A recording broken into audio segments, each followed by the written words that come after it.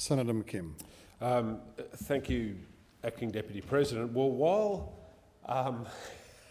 while we were discussing in here the government's response to people on temporary visas in terms of the expiry of their visas and in terms of providing income support for many people on temporary visas, and the government ministers in here were stalling away and not giving any commitments, I'll just announce on behalf of the government that they've dropped to The Australian in real time. Only moments ago they've dropped a story to The Australian, one of the government's favourite droppees at The Australian, Simon Benson, who understands, Mr Acting Deputy Speaker, that the Australian government, the Morrison government, is working on, quote, a plan that includes a form of support payment for potentially hundreds of thousands of temporary migrants who stand to lose their jobs in industries such as tourism and hospitality.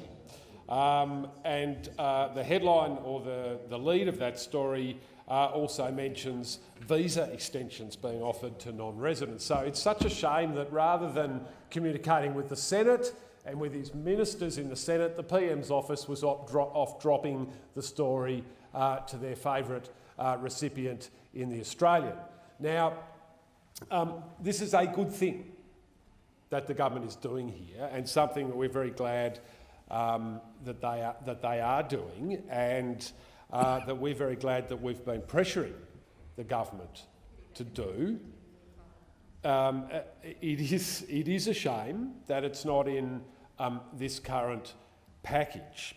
Now, because it's been dropped to The Australian rather than messaged into the Senate, we have obviously no capacity to ask detailed questions about it, because we simply have no detail about what the package is. I mean, it's almost like the Prime Minister's press secretary was listening to the debate in the Senate and went, oh, whoopsie, we left about 1.5 million people out of our coronavirus response. We'll just get onto The Australian really quickly, drop it to Simon Benson and see if we can get ourselves out of trouble.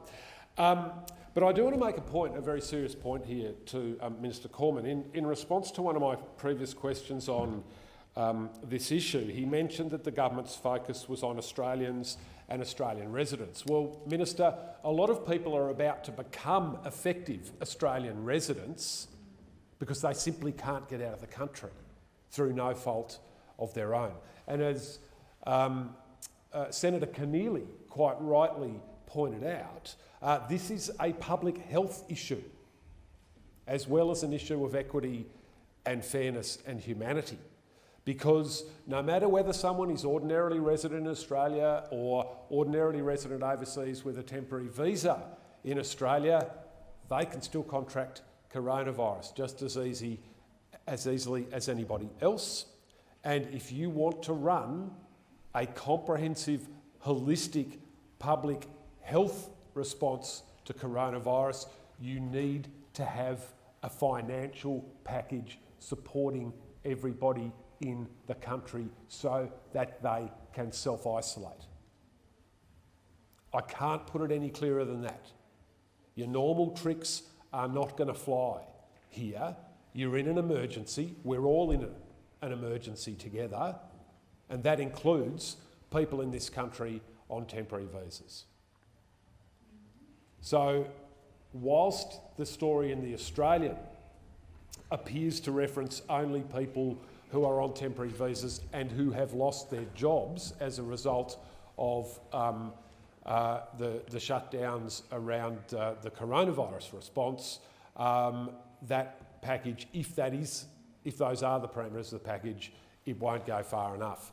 Everyone who is in Australia should be regarded potentially as a resident of this country, and everybody, for the purposes of the coronavirus response, and everybody in that category needs income support so they can have a house or a home in which they can self-isolate should they be required to.